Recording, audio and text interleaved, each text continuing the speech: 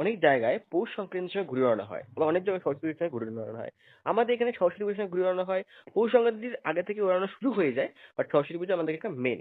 তো মেন কথা হচ্ছে, যারা ঘুড়ি ওড়ানো শুরু করোনি, ভাবছো করবে, প্লিজ বলছি ঘুড়ি ওড়ানো শুরু করে দাও। কেননা এই দিনটা, এই একটা বছরে এই দিনটা কিন্তু মাত্র কয়েকটা দিনের জন্য আসে। এই একটা শুভ মুহূর্ত ঘুড়ি ওড়াও, প্রত্যেকে জানো যে এই মানে মাত্র কয়েকটা মাত্র দিন, এটা সারা বছর আমরা অপেক্ষা করি ঘুড়ি ওড়ানোর জন্য, হয়তো পাই না আমরা, এবং শেষে যখন পাই তখন ঘুড়ি ওড়াই না। আমার অনেক বন্ধু বান্ধবরা এখন ওড়াচ্ছে না। আমাদের কথা হচ্ছে আরো কিছুদিন পর, আর কতদিন পর, আর মাত্র 20 দিন 21 দিন বাকি আছে। তো বলছি, যারা ওড়াতে চাইছো তারা ওড়াও, যারা ওড়াতে পারো না তারা শেখো, এবং যারা আমার সাথে ব্লগে জুড়ে আছো তাদেরকে বলছি যে আমার থেকে শেখার চেষ্টা করো, কমেন্ট করো, আমি তোমাদের শেখানোর চেষ্টা করবো। ঘুড়ি ওড়ানো থেকে শুরু করে এভরিথিং, কাটাকাটি অবধি সবকিছু শেখাবো, ঠিক আছে? আমার সাথে জুড়ে যাও।